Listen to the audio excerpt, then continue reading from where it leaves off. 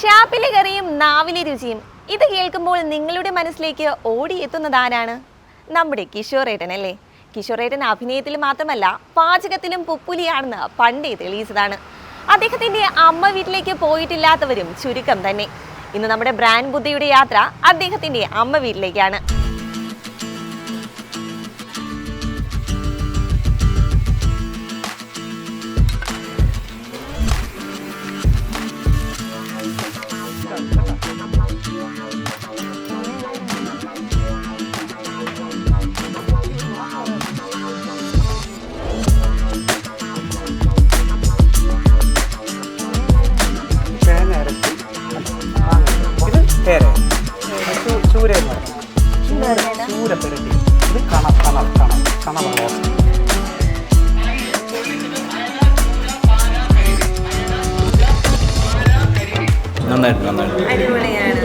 നല്ല ഫുഡാണ്, നല്ല ടേസ്റ്റ്, നല്ലതാണ്, ടേസ്റ്റ് ഒക്കെ നല്ല ടേസ്റ്റ് ഉണ്ട്. ചേട്ടാ, നമുക്ക് എല്ലാവർക്കും അറിയാം നല്ലൊരു ആക്ടറും അവതാരകനും ഒക്കെയാണ് കിഷോറേട്ടൻ. കിഷോറേട്ടാ, ചേട്ടൻ ഒരു അഭിനേതാവണമെന്നും ഒരു ആക്ടറാണെന്നും എല്ലാവർക്കും അറിയാം. ചേട്ടൻ എങ്ങനെയാണ് ഈ ഒരു അമ്മ വീടെന്ന് പറയുന്ന ഒരു ബിസിനസ്സിലേക്ക് എത്തിയത്? എങ്ങനെയായിരുന്നു? നമ്മുടെ ഭക്ഷണം നമുക്കൊരു വലിയ പാഷനാണ്. അപ്പോൾ അതുമായി ബന്ധപ്പെട്ട് അങ്ങനെ വന്നപ്പോൾ അങ്ങനെ അങ്ങ് ആയിപ്പോയതാണ്. ഭയങ്കര പണ്ട് തൊട്ടേ ഒരു ആഗ്രഹം ഉണ്ടായിരുന്നു ഈ ഒരു ഫീൽഡിലേക്ക് വരണമെന്ന്, അങ്ങനെ എന്തെങ്കിലും ഒരു ഇഷ്ടം ഉണ്ടായിരുന്നോ? ആരൊക്കെ ആഗ്രഹിച്ചിട്ടാണ് എവിടെയൊക്കെ വരണമെന്നോ അങ്ങനെയൊന്നും പറയാൻ പറ്റുള്ളൂ. ഇതൊരു ആഗ്രഹമില്ലായിരുന്നു, സ്വാഭാവികമായിട്ടും അങ്ങ് സംഭവിച്ചു പോയി. ഭക്ഷണത്തോട് നമുക്കൊരു താല്പര്യം. പിന്നെ വീട്ടിൽ അമ്മയും ചേച്ചിമാരും അടിപൊളി ഫുഡൊക്കെ ഉണ്ടാക്കുമായിരുന്നു. പിന്നെ അതിൻ്റെ ഒരു ഇതും, പിന്നെ ഇപ്പോഴത്തെ ഒരു ലോകത്ത് നിങ്ങൾക്ക് പറഞ്ഞു കഴിഞ്ഞാൽ ഈ എന്താണ് ഈ ഫുഡ് ബ്ലോഗിങ് എന്ന് പറയുന്നൊരു സാധനത്തിൻ്റെ തുടക്കക്കാരിലൊരാളാണ്. നമുക്കറിയാം ചേട്ടാ. അപ്പോൾ നമ്മുടെ ഏഷ്യാനെറ്റ് ഉണ്ടായിരുന്ന ഷാപ്പിലെ കറി നാവിലെ രുചി എന്ന് പറയുന്ന പരിപാടി 8 കൊല്ലം നമ്മൾ അവതരിപ്പിച്ചതൊരു ട്രെൻഡായിരുന്നു. പിന്നെ അടിപൊളി നല്ല റീച്ച് പോയൊരു പ്രോഗ്രാം തന്നെയായിരുന്നു. ഞാനൊരു കുഞ്ഞുനാളിലായിരുന്നപ്പം നാവില് കൊതിയൂറി കണ്ട ഒരു പ്രോഗ്രാം തന്നെയായിരുന്നു അത്. ചേട്ടൻ്റെ ഒരു അവതരണം എടുത്ത് പറയണോ? എന്തായാലും ചേട്ടൻ അങ്ങനെ കൊതിപ്പിച്ച് പറഞ്ഞിട്ടായിരിക്കുമല്ലോ നമുക്ക് ആ നാവില് കൊതിയൂറി.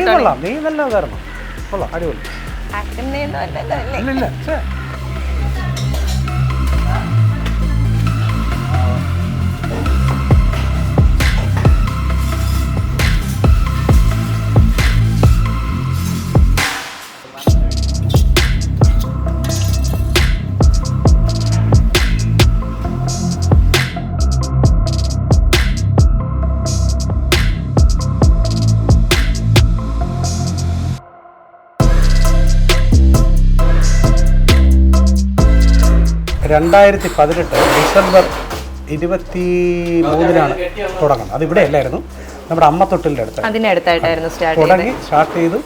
ഒരു പരിധി എത്തിയപ്പോൾ ഫസ്റ്റ് കോവിഡ് അടച്ചു. 11 മാസം അറിയാമല്ലോ. ആ സമയത്ത് ഡിഗ്രി വീട്ടിലിരുന്ന് പഠിക്കുമായിരുന്നു. അടുത്ത് റീ ഓപ്പൺ ചെയ്തു. രണ്ടാമത്തെ കോവിഡ് അടച്ചു. മൂന്നാമത് വീണ്ടും ഓപ്പൺ ചെയ്ത് കുറച്ച് കഴിഞ്ഞപ്പോൾ അവിടുത്തെ റോഡ് പണിയായി. അപ്പോഴും അമ്മത്തൊട്ടിലിൻ്റെ അവിടെ തന്നെ റോഡ് പണി വന്നു, വരത്തുമില്ല. അങ്ങനെ ഇരിക്കുന്ന സമയത്താണ് നമ്മുടെ ഈ ബിൽഡിംഗ് നമുക്ക് കിട്ടുന്നത്. ഇതിൻ്റെ ഓണർ എന്ന് പറഞ്ഞാൽ രമണി മാഡം, കൃഷ്ണൻ സാർ, രണ്ടുപേരും ഡോക്ടേഴ്സാണ്. അവർ ഈ അവസരത്തിൽ അവരോട് എത്ര നന്ദി പറഞ്ഞാൽ കാര്യം നമുക്ക് ഏറ്റവും കൂടുതൽ ബാക്കിംഗ് സപ്പോർട്ട് തന്നു. ഞാനിത് അഡ്വാൻസ് കൊടുക്കാതെ പോലും എനിക്ക് കീ തന്നിട്ട് നമ്മുടെ ഒരു പാഷൻ, നമ്മുടെ ഒരു ഇഷ്ടമൊക്കെ കണ്ടുകൊണ്ടായിരുന്നു ഭയങ്കരമായിട്ട്. വേറെ ഒരുപാട് പേര് വന്ന് വാടകയൊക്കെ പറഞ്ഞു, പക്ഷെ എന്നോടൊരു വലിയ ഇഷ്ടം കൊണ്ട് എനിക്ക് തന്നതാണ്.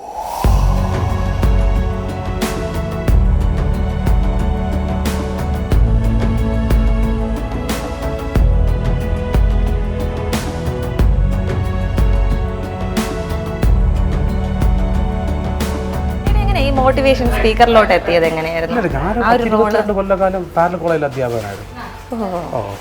പിന്നെ അത് കഴിഞ്ഞതിന് ശേഷം മോട്ടിവേഷൻ നമ്മുടെ ജീവിതത്തിൽ നമ്മൾ നേരിട്ട പ്രതിസന്ധികൾ എന്താണോ അത് നമ്മൾ എങ്ങനെ തരണം ചെയ്തു, അതിൻ്റെ ഒരു ടിപ്പാണ് മോട്ടിവേഷൻ. മോട്ടിവേഷൻ എന്ന് പറയുന്നത് ഒന്നുമല്ല, ഈ മോട്ടിവേഷൻ നമ്മൾ കൊടുക്കണമെങ്കിൽ നമ്മൾ ആരെങ്കിലുമൊക്കെ ആയിരിക്കണം.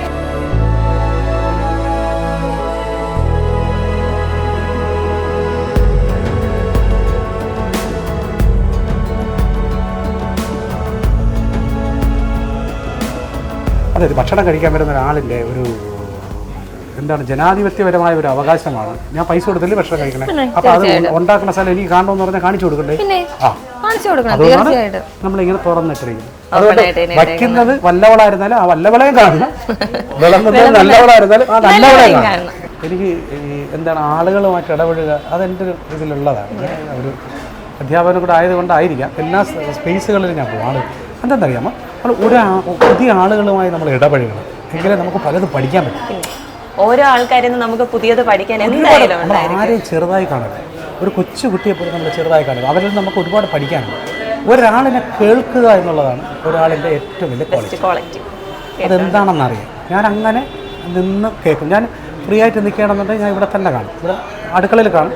പിന്നെ നമുക്ക് നമ്മുടെ പരിചയക്കാരും എല്ലാവരും വരാൻ നേരത്ത് വിളിക്കും, എന്തെങ്കിലും ഞാൻ മുമ്പിലേക്ക് വരും. എന്നിട്ട് ആൾക്കാരുമായിട്ടൊക്കെ നമ്മൾ സംസാരിക്കാൻ നേരത്ത് നമുക്കിപ്പോൾ ഇതൊരു വലിയ കുറേ ഒരു 20-22 പേരുടെ വലിയ കൂട്ടായ്മയാണ്. അതായത് അടുക്കള മുതൽ ഇതുവരെ ഇത് സെർവ് ചെയ്ത് ഈ സാധനം കഴിച്ച് ഇറങ്ങുന്നത് വരെ നമ്മൾ ഭയങ്കരമായിട്ട് ശ്രദ്ധിക്കണം. ഏതെങ്കിലും ഒരു ചെറിയ പാളിച്ച ഉണ്ടെങ്കിൽ ഇപ്പം എന്നെ സംബന്ധിച്ചിടത്തോളം അത് അവർ എൻ്റെ അടുത്ത് തുറന്ന് പറയും. ഞാനത് ഇതിലിപ്പോൾ അതായത് ഈ കറികൾ ഞാനുണ്ടെങ്കിൽ ഈ കറികൾ വിളമ്പുന്നതിന് മുമ്പ് ഞാനൊന്ന് നോക്കും. ചിലതിലൊക്കെ ഉപ്പ് ചെറിയ പ്രശ്നം വരും, അതൊക്കെ ഉണ്ടെങ്കിൽ അത് ഗോപിച്ചേട്ടൻ ശ്രീജി അത് മെയിൻറ്റെയിൻ ചെയ്യും. വരുന്നവൻ അവൻ അധ്വാനിച്ചുണ്ടാക്കുന്ന പൈസ കൊടുത്ത് കഴിക്കാൻ വരുന്നവനാണ്, അത് ഞാൻ നേരത്തെ പറഞ്ഞു. അപ്പോൾ അവനിതിൽ അഭിപ്രായം പറയാനുള്ള സ്വാതന്ത്ര്യം പൂർണ്ണമായിട്ടുണ്ട്. അവനെ നമ്മൾ പിടിച്ചിരുത്തുക എന്നുള്ളത് നമ്മുടെ ഉത്തരവാദിത്വം. ഇല്ലെങ്കിൽ അവൻ വേറൊരു ഓപ്ഷൻ മാറി വേറൊരു കടയിലേക്ക് പോകും. അങ്ങനെ നമ്മൾ ഒരാൾ നഷ്ടപ്പെടുകയാണ്. അപ്പോൾ അത് ആളും തരവും വെച്ചിട്ടല്ല, ഇങ്ങേ കടയിലുള്ളവൻ അങ്ങനെയുള്ള അതല്ല കൺസിഡറേഷൻ. വരുന്നവൻ കിങ്ങാണ് നമ്മുടെ.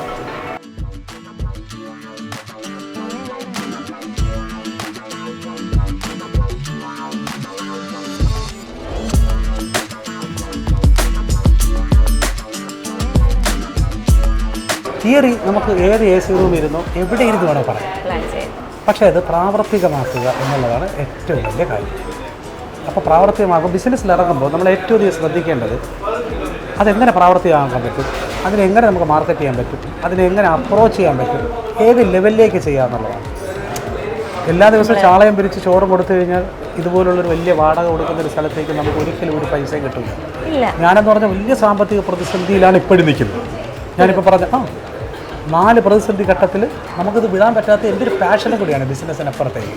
ഇത്രയും ആളുകൾ ആഗ്രഹത്തോടെ തുടങ്ങിയ ഒരു സംരംഭം അത് മാത്രമല്ല, നിങ്ങൾ ആലോചിച്ച് നോക്കൂ, നമ്മുടെ വീട്ടിലേക്ക് ഇത്രയും പേര് ഓരോ ദിവസം വരിക, വേറെ എവിടെ നിന്ന് കാണാൻ പറ്റും ഇത്രയും ആളുകൾ നമുക്ക്? ഇപ്പോൾ ഈ ഭക്ഷണത്തിൻ്റെ കൺസെപ്റ്റ് മാറിപ്പോയി എന്ന് പറഞ്ഞു കഴിഞ്ഞാൽ അവർക്ക് വേണ്ടതാണ് കൊടുക്കേണ്ടത്. ഇവിടെ തന്നെ കോംബോ കുറേ പരിപാടികളുണ്ട്. ഇപ്പോൾ ഒരു പ്ലേറ്റ് ബീഫ് ഒരാൾക്ക് തിന്നാൻ പറ്റില്ല, അതുകൊണ്ട് നമ്മളത് കുറച്ച് ബീഫ്, കുറച്ച് പോത്ത്, കുറച്ച് അങ്ങനെ ഒരു കോംബോ. അപ്പോൾ 3 പണ്ടത്തെ പോലെ അങ്ങനെ വാരി വലിച്ചെന്ന് കഴിക്കൂലാണ്. അപ്പോൾ അങ്ങനെയുള്ള സൗകര്യം ചിലർ പറയും. അതെ അതെ, എനിക്കിതിൻ്റെ ഹാഫ് പ്ലേറ്റ് തരുമോ എന്ന് ചോദിക്കുമ്പോൾ ഞാൻ പറയും പിന്നെന്താ, അങ്ങനെ കൊടുക്കും നമ്മൾ. പണ്ടെന്ന് പറഞ്ഞാൽ നമ്മൾ ഉണ്ടാക്കി വെച്ചിട്ട് കഴിക്കുക, അതല്ല ആ കൺസെപ്റ്റ് ഒക്കെ മാറി. വരുന്ന ആളിന് എന്താണ് വേണ്ടത് അത് കൊടുക്കാൻ നമ്മൾ അറിഞ്ഞു വിളമ്പുക എന്ന് പറയുന്നത് പോലെ അത് നമ്മൾ അപ്ഡേറ്റ് ആയിരിക്കണം.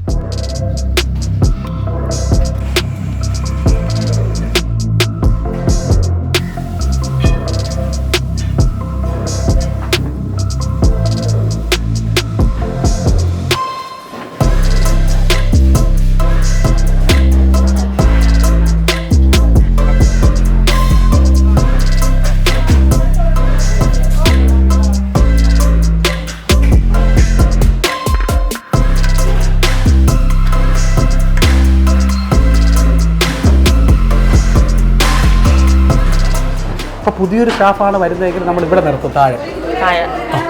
അത് ഏത് സ്റ്റാഫായിരുന്നാലും, ഇപ്പോൾ അക്കൗണ്ടിങ്ങിൽ നിൽക്കുന്നതായിരുന്നാലും ഫ്രണ്ട് ഓഫീസിൽ നിൽക്കുന്നതായാലും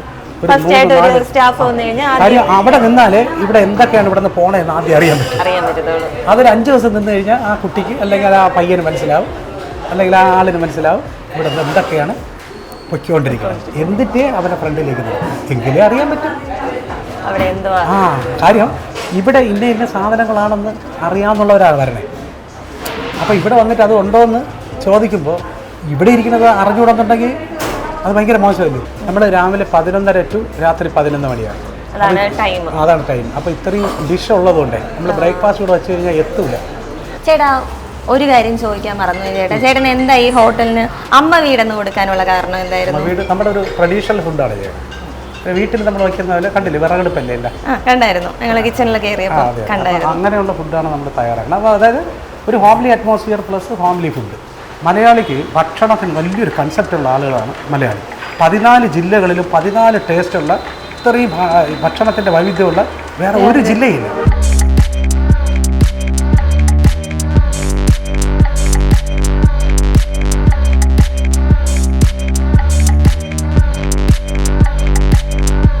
നമ്മുടെ 3 കറി. ഇത് അയല മാങ്ങാ കറി. മാങ്ങയിട്ട് അയലക്കറി എടുത്ത് കാണിച്ചു. തേങ്ങ അരച്ച് കണ്ട മാങ്ങയിട്ട് കൈത അങ്ങനെ അതും കൂടെ നോക്കിയാൽ ഇത് കേരയുടെ തലയാണ്. കേര തലയും കേര കറിയുമാണ്. കേരക്കറി അതായത് ഇതിൽ തേങ്ങ അരക്കില്ല, ഇത് കുടംപുളി ഇട്ടതാണ്. ഇതിനകത്ത് തേങ്ങ അരക്കില്ല, കുടംപുളി ഇട്ട് മുളകിട്ട കറി. ഇത് വേറെ ടേസ്റ്റാണ്. ഇത് കേര തന്നെയാണ്, ചൂര എന്ന് പറയുന്ന സാധനം അല്ലേ. ഇത് വേറെ ടേസ്റ്റാണ് ഈ കറി. കണ്ടോ സൂപ്പർ. ഇത് നമ്മളെ ഒരു ഐക്കണിക് ഡിഷാണ്. ചൂര പെരട്ടിയത് ഇറച്ചി ഇല്ലേ, മീറ്റ് വയ്ക്കും പോലെ വയ്ക്കും. എന്നിട്ട് അതിൽ കുടംപുളി ഇടും. കുടംപുളി ഇട്ടാല് മൊത്തം ഒറ്റടിക്കും. ഇത് കണവ റോസ്റ്റ്, ചൂട് കണവ. ഇത് പോത്ത് റോസ്റ്റ്,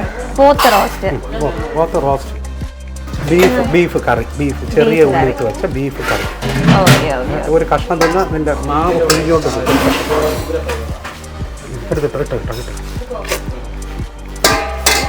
ഇത് ചിക്കൻ്റെ പോത്ത് പോലെയല്ല ബീഫ്, അതുപോലെയല്ല ചിക്കൻ്റെ മസാല വെച്ചു കൊടുത്തു.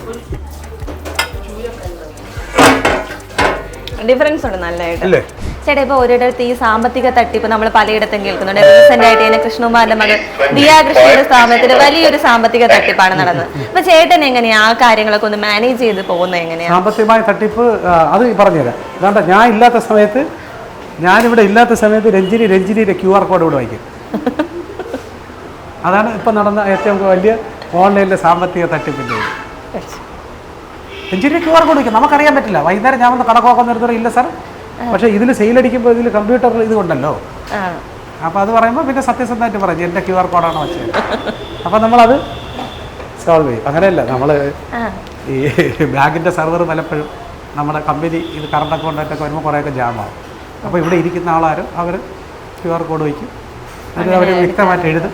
ഇത് ഞാൻ ഇതെല്ലാം വന്ന് ചെക്ക് ചെയ്യും. പിന്നെ ഞാൻ ചെക്ക് ചെയ്യുന്നുണ്ട് എന്നുള്ളൊരു വിശ്വാസം അവർക്കുള്ളത് കൊണ്ട് ഇതുവരെ അതുപോലുള്ള വലിയ കള്ളത്തരങ്ങളൊന്നും കാണിച്ചിട്ടില്ല. എൻ്റെ അടുത്ത് അങ്ങനെ കള്ളത്തരം കാണിക്കും.